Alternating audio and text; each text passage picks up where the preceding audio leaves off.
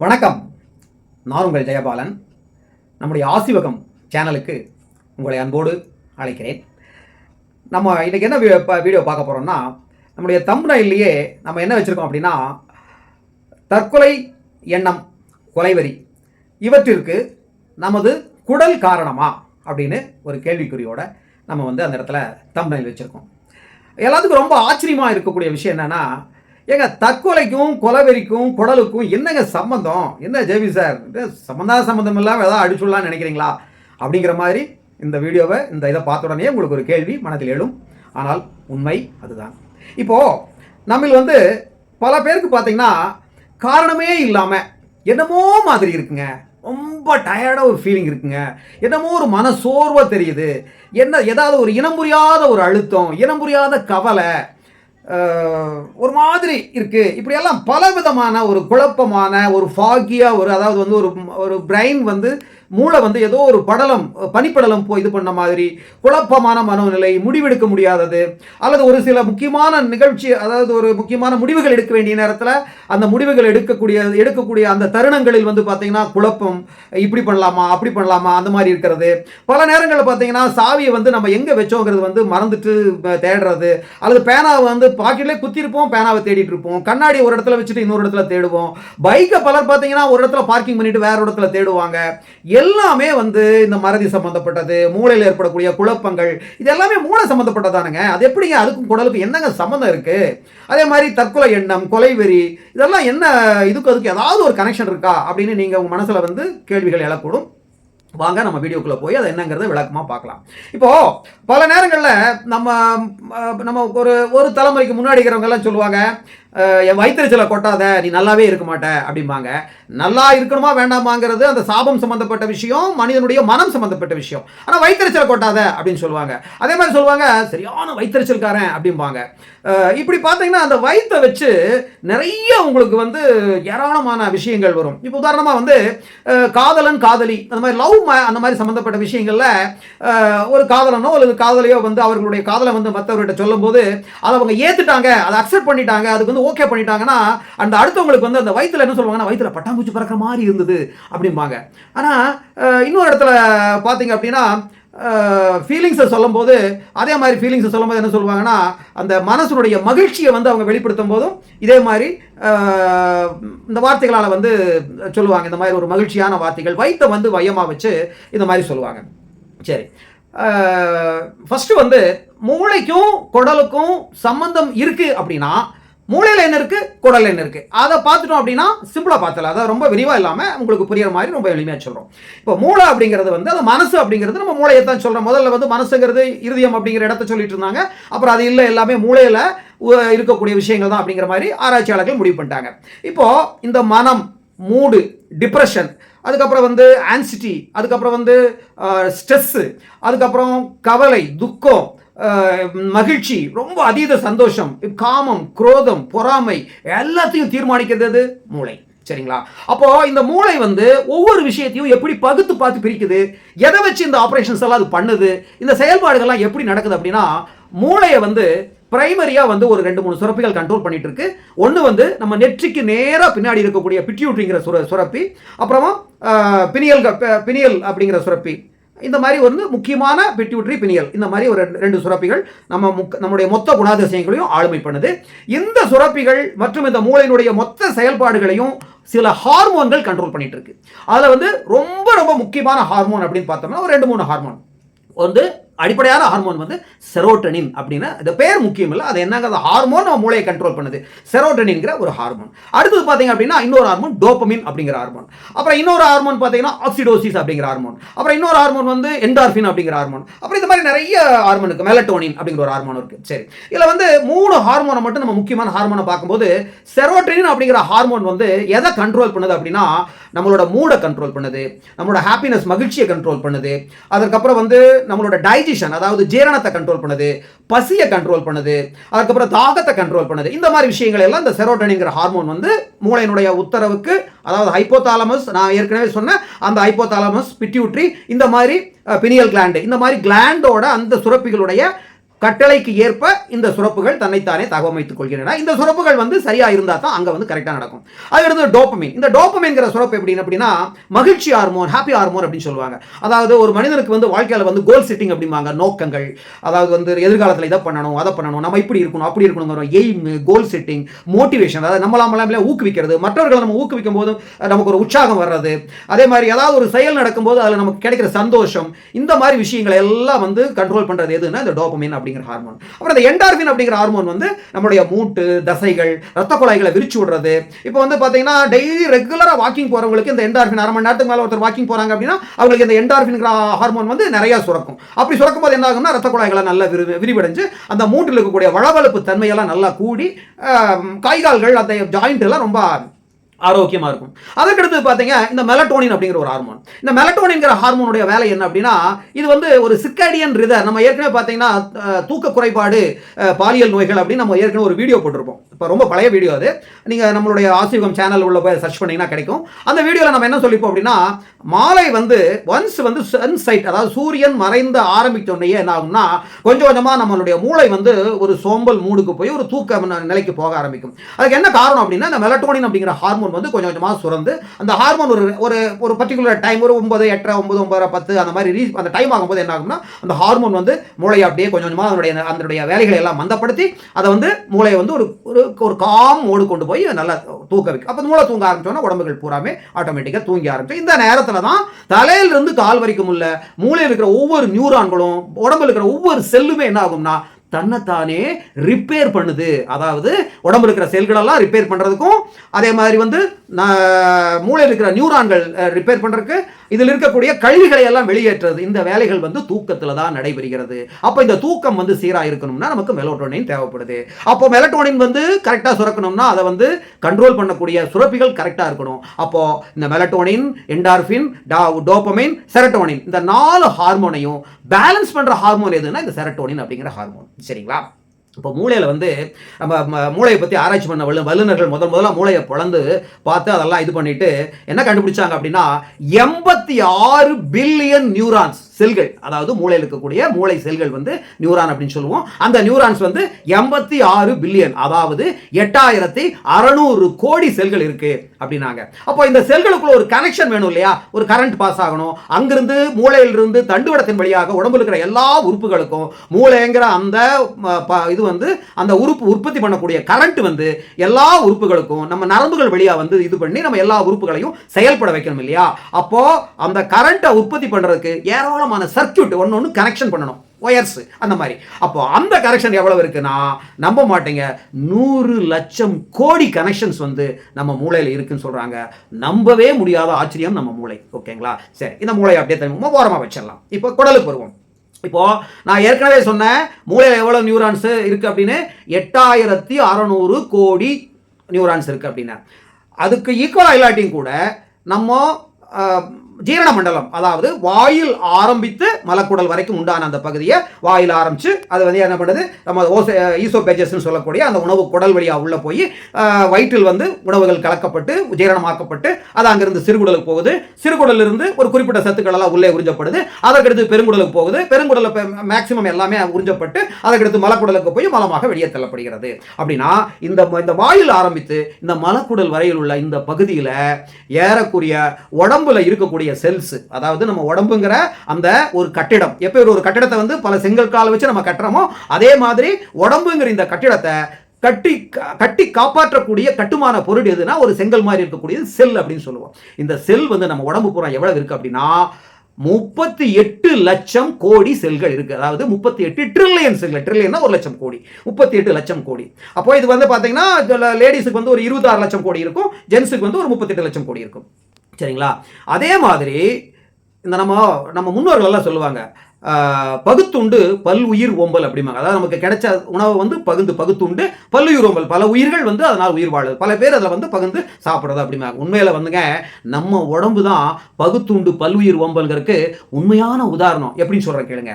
இந்த ஜீரண மண்டலத்துக்குள்ள குறிப்பா இந்த குடல் பகுதியில் வந்து ஏராளமான நுண்ணுயிரிகள், பாக்டீரியாக்கள் இருக்கு. எவ்வளவு பாக்டீரியா அப்படின்னா 100 லட்சம் கோடி. நல்லா தெரிஞ்சுக்கங்க, 100 லட்சம் கோடி பாக்டீரியாக்கள் நம்ம உடம்புக்குள்ள நாம சாப்பிட்ற சாப்பாட்டை சாப்பிட்டு வாழ்ந்து கொண்டிருக்கிறது. சும்மா எல்லாம் வாழலைங்க. இந்த 100 லட்சம் கோடியில நல்ல பாக்டீரியாவும் இருக்கு, கெட்ட பாக்டீரியாவும் இருக்கு. கெட்ட பாக்டீரியா என்னென்ன தொந்தரவுகளை நமக்கு கொடுக்க முடியுமோ எல்லா தொந்தரவுகளையும் கொடுத்துட்டு இருக்குது. நல்ல பாக்டீரியா என்னென்ன விஷயங்களை நமக்கு நல்லது பண்ண முடியுமோ எல்லா நல்லதையும் பண்ணிட்டு இருக்குது. இது ஒரு பக்கம். எத்தனை லட்சம் கோடிங்க? 100 லட்சம் கோடி நுண்ணுயிர்கள், பாக்டீரியாக்கள் நம்ம குடல்ல வசித்துக் கொண்டிருக்கிறது. அதுல நல்ல பாக்டீரியாவும் இருக்கிறது. ஓகேங்களா? இது ஒரு பக்கம். அதே மாதிரி இந்த குடல் பகுதியில் ஏறக்குறைய 500 மில்லியன் நியூரான்ஸ், அதாவது மூளையில இருக்கக்கூடிய அந்த மூளையினுடைய அந்த செல்கள் இருக்கு பார்த்தீங்களா, அதே மாதிரி செல்கள் ஏறக்குறைய 500 மில்லியன், அதாவது 50 லட்சம்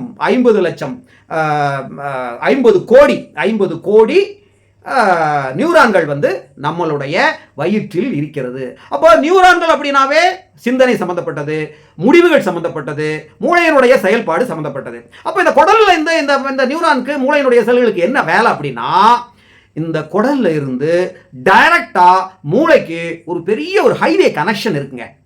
அந்த ஹைவே கனெக்ஷனுக்கு பேர் என்ன அப்படின்னா என்ட்ரிக் நர்வ் சிஸ்டம், அதாவது இஎன்எஸ் அப்படின்னு சொல்லுவாங்க. அதாவது வேகஸ் நரம்புகள் அப்படின்னு சொல்லுவாங்க. இது விஞ்ஞானத்தில் படித்தவங்களுக்கு, சாதாரணமாக 8வது 10வது படித்த பசங்களுக்கு கூட தெரியும் வேகஸ் நரம்புகள். இந்த வேகஸ் நரம்புகள் எப்படின்னா, இந்த வேகஸ் நரம்புகளுடைய வேகத்தை பற்றி நம்ம பேசணும் அப்படின்னா அவ்வளோ ஆச்சரியமாக இருக்கும்.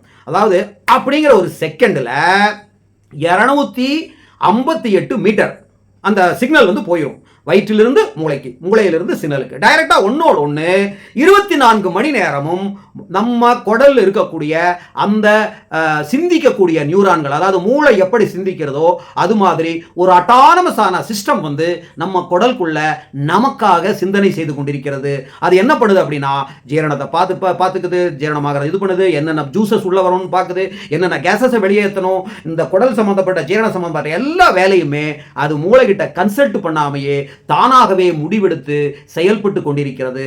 அதனால தான் அதை வந்து செகண்ட் பிரெயின் அப்படின்னு நம்ம விஞ்ஞானிகள் எல்லாம் சொன்னாங்க. அதாவது மூளை வந்து பெரிய அண்ணா அப்படின்னா ஃபர்ஸ்ட் பிரெயின் அப்படின்னா, குடல் வந்து சின்ன அண்ணா மாதிரி செகண்ட் பிரெயின் அப்படின்னு சொன்னாங்க. அதாவது குடலில் நடக்கக்கூடிய எந்த விதமான மாற்றங்களும் நேரடியாக மூளைக்கு கம்யூனிகேட் பண்ணப்படுகிறது. வாட்ஸ்அப் சேட் மாதிரி வச்சுக்க, 2 பேர் வாட்ஸ்அப்பில் சேட் பண்ணால் இவங்க ஒரு கேள்வி கேட்டால் அவங்க ஒரு பதில் சொல்கிற மாதிரி, இவங்க ஒரு கான்வர்சேஷன்னா அவங்க ஒரு பதில் சொல்கிற மாதிரி, அந்த மாதிரி குடல் வந்து 24 மணி நேரமும் ஒவ்வொரு செகண்டும் அது எவ்வளவு ஸ்பீடில் இது பண்ணுது அப்படின்னா, ஒரு செகண்டில் 250 பகுதியாக பிரித்தோம்னா அந்த வினாடிக்கும் குறைவான நேரத்தில் வயிற்றில் நடக்கக்கூடிய நிகழ்வுகளை மூளைக்கு சொல்லுது, மூளை அதற்கு பதில் சொல்கிறது. அப்போ மூளைக்கும் குடலுக்கும் அப்படி ஒரு கனெக்ஷன் வந்து பெர்மனண்டா 24 hours நடந்துகிட்டே இருக்கு. ஓகேங்களா? சரி, இது எப்படி பாதிக்குது அப்படின்னா, இப்போ வந்து இந்த நல்ல பாக்டீரியாக்கள் என்ன பண்ணுது அப்படின்னா, நம்ம ஏற்கனவே சொன்னோம், நம்மளுடைய மூடு, நம்மளுடைய டிப்ரெஷன், கவலைகள், உற்சாகம், இதை எல்லாமே மூளையில் இருக்கக்கூடிய அந்த ஹார்மோன்ஸ் கண்ட்ரோல் பண்ணுது. அந்த ஹார்மோன்ஸ், அந்த ஃபீலிங்ஸ் எல்லாத்தையும் கண்ட்ரோல் பண்ற முக்கியமான ஹார்மோன் எது அப்படின்னா செரட்டோனின் அப்படிங்கிற ஹார்மோன். இந்த செரட்டோனின் அப்படிங்கிற ஹார்மோன் நம்ம வயிற்றுக்குள் இருக்கக்கூடிய நல்ல, அதாவது நம்ம குடலில் உள்ள நல்ல செல்களால் 90%, 95% செரட்டோனின் நம்முடைய குடலில் உருவாக்கப்படுகிறது. அப்படின்னா நம்ம குடல் நல்லா இருந்தா தான் நிறைய செரட்டோனின் உற்பத்தி ஆகும். இந்த செரட்டோனின் ரத்தத்தில் கலந்து மூளைக்கு போய் மூளையினுடைய செயல்பாடுகளை என்ன பண்ணும்? பேலன்ஸ் பண்ணும். அப்போ அந்த மாதிரி பேலன்ஸா இருக்கணும்னா நல்ல பாக்டீரியா வயிற்றுக்குள்ள நிறைய இருக்கணும். அந்த நல்ல பாக்டீரியா நிறைய இருந்தா தான் நிறைய செரட்டோனின் சுரந்து மூளையை பேலன்ஸா வச்சுக்கும். இது இந்த மாதிரி நடக்காம அதற்கு நேர் எதிரடையாக கெட்ட பாக்டீரியா நிறைய ஆகி அது என்ன ஆகும் அப்படின்னா நிறைய நச்சு பொருள்களை வெளியிடும். அந்த நச்சு பொருள்கள் நெகட்டிவான சிக்னல்ஸ், நச்சு சமிக்கைகளை வந்து மூளைக்கு அனுப்பும். அது மட்டுமல்ல, அது குடல்ல என்ன பண்ணும்? இந்த நச்சு பொருட்கள், அதாவது கெட்ட பாக்டீரியா ஜாஸ்தியாக இருந்தால் அது வெளியிடக்கூடிய அந்த நச்சு பொருட்கள் எல்லாம் குடல்ல என்ன பண்ணும்? அலர்ச்சியை உண்டு பண்ணி இரிட்டபிள் பவுல் சிண்ட்ரோம் என்று சொல்லக்கூடிய அந்த வயிற்றெரிச்சல் சொல்றோம் பாத்தீங்களா, அதை வந்து ஐபிஎஸ் சொல்றாங்க, இரிட்டபிள் பவுல் சிண்ட்ரோம் சொல்றாங்க. இது என்ன பண்ணும்னா கான்ஸ்டிபேஷன் என்று சொல்லக்கூடிய மலச்சிக்கலை உருவாக்கும். இன்னும் சொல்ல போனா இந்த மாதிரி உருவாகக்கூடிய கெட்ட பாக்டீரியாவில் இருந்து உருவாகக்கூடிய நச்சு பொருட்கள் வந்து மூளையினுடைய எல்லா கம்ப்ளீட் சிஸ்டத்தை பாதிச்சு மறதி நோய், பர்கின்சன் டிசீஸ், அல்சைமர் அதாவது நடுக்குவாதம், அல்சைமர் டிசீஸ் என்று சொல்லக்கூடிய மறதிவாதம், மூளையினுடைய அந்த நினைவு பகுதி ஹிப்போகாம்பஸ் சொல்லக்கூடிய நினைவு பகுதி மூளையை சுருங்கி போகிற ஒரு நிலைமை, இன்னும் சொல்ல போனால் மனநிலை பாதிக்கப்படக்கூடிய நிகழ்வுகள், கோபம், எரிச்சல், தற்கொலை உணர்வு, கொலைவெறி, இது எல்லாத்தையுமே அதாவது மூளையினுடைய மொத்த செயல்பாடுகளையும் பாழ் பண்ணி அதை என்ன வேணாலும் குழப்பமான ஒரு சூழ்நிலைக்கு கொண்டு போகக்கூடிய ஒரு சூழ்நிலை எங்கிருந்து உருவாகுதுன்னா வயிற்றில் உருவாகக்கூடிய இந்த இன்ஃப்ளமேஷன் அழற்சியின் காரணமாக உருவாகிறது. அப்போ இந்த வயிற்று குடலை வந்து நாம நல்லபடியாக பார்த்துக்கிட்டோம், பெஸ்ட்டாக அதை நல்லா நீட்டாக அப்பா சாமி வாங்க உட்காருங்க அப்படிங்கிற மாதிரி கும்பிட்டு அதை வந்து பத்திரமா ஒரு குழந்தைய பாதுகாத்துக்கிற மாதிரி நம்ம குடலை நம்ம பாதுகாத்தோம் என்றால் நம்முடைய மூளையினுடைய செயல்பாடுகள் நன்றாக இருக்கும், சிந்தனை நன்றாக இருக்கும், மனமகிழ்ச்சியாக இருக்கும், டிப்ரெஷன் இருக்காது, நாம் எடுக்கக்கூடிய முடிவுகள் சிறப்பான முடிவுகளாக இருக்கும், நாம் மற்றவர்களுடைய பழகிற விதமும் அந்த உறவுகளும் நிச்சயமாக மேம்பட வேண்டும் என்றால் நம்முடைய குடல் நல்லா இருக்கணும். அப்போ ஒரு தனி மனிதனுடைய குடல், ஒரு சமூகத்தில் எல்லா மனிதர்களுடைய அந்த குடல் வந்து ஆரோக்கியமாக இருந்தால் ஒரு சமூகமே ஆரோக்கியமாக இருக்கும். அங்கே வந்து பல நோய்கள் ஈவன் வந்து இப்போ ஆராய்ச்சி என்ன சொல்லுது அப்படின்னா சர்க்கரை நோய் உருவாகிறதுக்கு கூட இந்த குடல் அழற்சி காரணம் அப்படிங்கிறாங்க. இந்த குடல் அழற்சியினால ஏராளமான நோய்கள் உருவாகுது. இது எப்படி அப்படின்னா நம்ம வந்து நம்ம வாழ்க்கை முறையில் வந்து ஏன் இந்த குடல் அழற்சி வருது, ஏன் இந்த குடல் கெட்டு போகுது அப்படின்னா இதுக்கு என்ன ரீசன் அப்படின்னு பார்க்கும்போது வாழ்வியல் முறை, அதாவது நம்ம ஸ்ட்ரெஸ் அப்படின்னு சொல்கிறோம். அப்போ ஸ்ட்ரெஸ் அப்படின்னா என்னன்னா மன அழுத்தம்.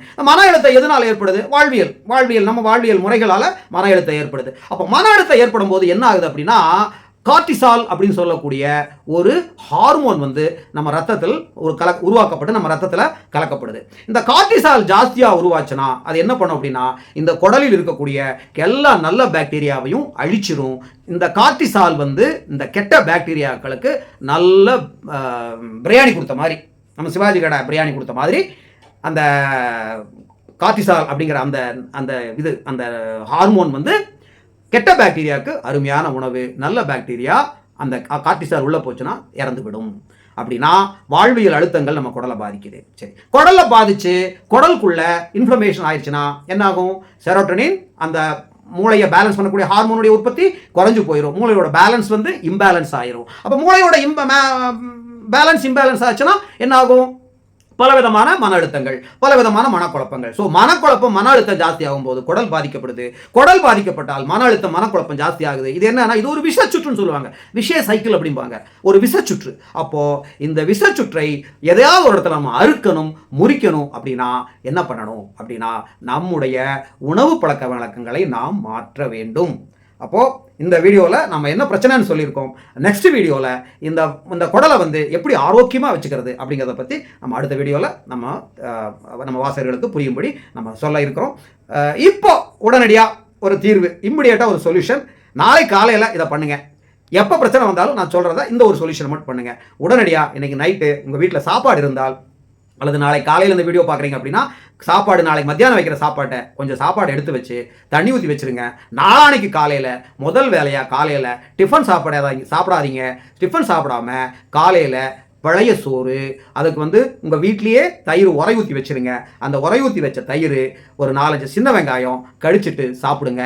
இந்த பழைய சோறு, தயிர், சின்ன வெங்காயம் இது மூணும் உங்கள் வயிற்றில் இருக்கக்கூடிய நல்ல பாக்டீரியாக்களுக்கு அருமையான அமுதம் போன்ற உணவு. இதை என்ன காரணங்கிறது நாளைக்கு நம்ம அதை பற்றி சொல்கிறோம். அதே மாதிரி ரொம்ப மனக்குழப்பமாக இருக்கா, ரொம்ப இதாக இருக்கா, என்னமோ மாதிரி இருக்கா, ஒன்றும் கவலைப்படாதீங்க. காஃபியெல்லாம் குடிக்காதீங்க. ஒரு கிளாஸ் மோர் எடுத்து இத்தினூண்டு ஒரு பிஞ்சு கல்லுப்பு போட்டு கலந்து நல்லா சுவைச்சு குடிங்க. முடிந்தால் தயிர் கூட அதே மாதிரி குடிக்கலாம். குடிச்சிங்கன்னா அது உள்ளே போடணுன்னு அந்த நல்ல பாக்டீரியாவை அதை பூஸ்ட் பண்ணி உடனடியாக உங்கள் மூடை வந்து மாற்றுறதுக்குண்டான வேலைகளை அதை செய்யும். நண்பர்களே, இந்த வீடியோவை உங்கள் நண்பர்களுக்கு உங்கள் உறவினர்களுக்கெல்லாம் ஷேர் பண்ணுங்கள். நம்ம ஏற்கனவே சொன்ன நம்மளால் வாட்ஸ்அப்பில் வந்து இப்போ இந்த லிங்க்கெல்லாம் நம்மளால் அனுப்ப முடியறதில்லை. ஏன்னா அதை வந்து பிளாக் பண்ணிட்டாங்க. எல்லாத்துக்கும் அனுப்ப முடியாது, பல்காக அனுப்ப முடியறதில்ல. தனித்தனியாக அனுப்பினாலும் 5 பேருக்கு அனுப்பும்போது ஆட்டோமேட்டிக்காக வாட்ஸ்அப் வந்து பிளாக் ஆயிடுது. அதனால் நம்ம வந்து ஸ்டேட்டஸில் நம்ம லிங்க் வைக்கிறோம், 2 நம்பர்லையும் வைக்கிறோம். அதனால் நீங்கள் அந்த வீடியோ பார்க்குறவங்க தயவுசெய்து சப்ஸ்கிரைப் பண்ணுங்கள். நம்ம ஒரு வீடியோ தயார் பண்ணுறதுக்கு ஆவரேஜாக 1 மணி நேரத்துலேருந்து 2 மணி நேரம் செலவாகுது. இது வந்து நம்ம வாழும் காலத்தில் ஏதாவது ஒரு நல்ல விஷயத்தை நம்ம சொல்லிட்டு போகணும்னு விரும்புகிறோம். அதற்காக தான் நம்ம இந்த முயற்சிகளை எடுக்கிறோம். அதனால் இதில் வந்து நமக்கு ஒரு மானிட்டரி பெனிஃபிட் பெனிஃபிட்டுங்கிற மாதிரி நான் எதுவுமே எனக்கு கிடையாது. நீங்கள் கொடுக்குற ஆதரவு, நீங்கள் கொடுக்குற உற்சாகம், அதாவது டோப்பமைன், என்னோட டோப்பமைன் நல்லா வேலை செய்யணும்னா நீங்கள் எனக்கு ஏதாவது ஒரு மோட்டிவேஷன் கொடுக்கணும் அப்படின்னா சப்ஸ்கிரைப் பண்ணுங்கள், உங்களுடைய நண்பர்களுக்கு ஷேர் பண்ணுங்கள். தயவு செய்து ஏதாவது கமெண்ட்டை பூரா வாட்ஸ்அப்பில் போடுறீங்க, தயவு செய்து உங்கள் கமெண்ட்டை இந்த இதுலேயே கீழே கமெண்ட் செக்ஷனில் பண்ணீங்கன்னா நீங்கள் செய்கிற கமெண்ட்டை மற்றவங்க பார்ப்பாங்க, அவங்க ஒரு கமெண்ட் பண்ணி நீங்கள் அது ஒரு இன்ட்ராக்ட் பண்ணுறதுக்கு ஒரு வசதியாக இருக்கும். ஓகேங்களா? ஸோ அனைவரும் நலமுடனும் வளமுடனும் இன்புற்று வாழ வேண்டும் என்று வாழ்த்தி விடைபெறுகிறேன். நன்றி, வணக்கம்.